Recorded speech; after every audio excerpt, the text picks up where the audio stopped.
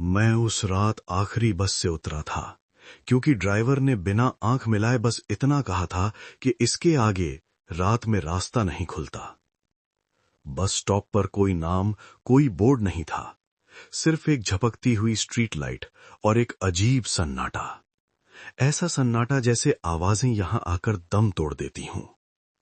वहीं एक आदमी खड़ा था, जिसने मुझे ऐसे देखा जैसे मैं देर से पहुंचा हूं, और बोला कि ठहरने के लिए पास ही एक पुरानी धर्मशाला है, क्योंकि यहां रात में कोई आगे नहीं जाता। मैं थका हुआ था, इसलिए उसके पीछे चल पड़ा।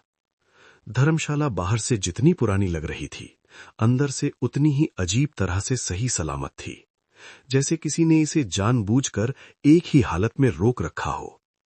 रजिस्टर पर चौकीदार ने मेरा नाम लिखते हुए पेन रोक लिया, फिर पूछा कि मैं यहीं एक रात रुकूंगा या पूरा चक्कर। उस वक्त मुझे समझ नहीं आया कि वो क्या कहना चाहता है। कमरे में घुसते ही मैंने दीवार पर लगी घड़ी देखी। उसकी सुइयां जमी हुई थीं, फिर भी टिक टिक की आवाज आ रही थी, जैसे समय आगे बढ़ना चाहता हो पर उसे इजाजत ना हो। आधी रात को मेरी नींद किसी के चलने की आवाज से खुली, लेकिन जब मैंने दरवाजा खोला तो बाहर का कॉरिडोर पहले से कहीं ज्यादा लंबा था, जैसे इमारत ने अपने अंदर की जगह बढ़ा ली हो, और हर दरवाजे के बाहर एक जैसे जूते रखे थे, बिल्कुल मेरे जूतों जैसे। तभी मुझे पहली बार समझ आया कि ये जगह लोगों की नकल करती है। मैं आगे बढ़ा तो दीवारों के पीछे से फुसफुसाहटें आने लगीं, अलग अलग आवाजें, लेकिन एक ही बात कहती हुई, एक को रहना होगा। तभी वही आदमी मिला जिसने मुझे बस स्टॉप पर देखा था। उसने बिल्कुल सामान्य आवाज में बताया कि ये धर्मशाला असल में कोई जगह नहीं है, ये एक रास्ता है जो रात और सुबह के बीच अटक गया है।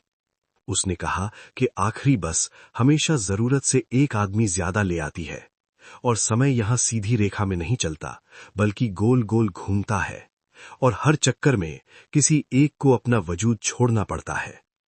उसने एक दरवाजा खोला और अंदर मैंने खुद को देखा, बिस्तर पर बैठा, सिर पकड़े, रोता हुआ।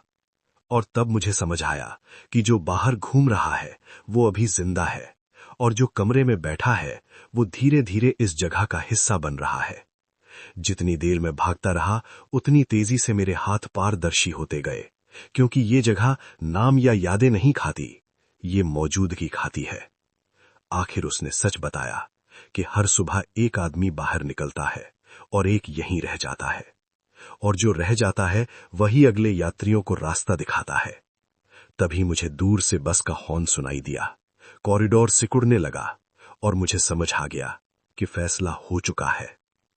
अगली सुबह एक नया आदमी बस से उतरा, घबराया हुआ, थका हुआ, और मैंने पहली बार महसूस किया कि मेरी आवाज अब मेरे मुंह से नहीं बल्कि दीवारों से आ रही है, जब मैंने उससे कहा कि इसके आगे रात में रास्ता बंद हो जाता है और ठहरने के लिए एक पुरानी धर्मशाला है। और जब उसने मेरे पीछे चलना शुरू किया, तब मुझे याद आया कि कभी मैं भी यही सोचता था कि बस एक रात की बात है।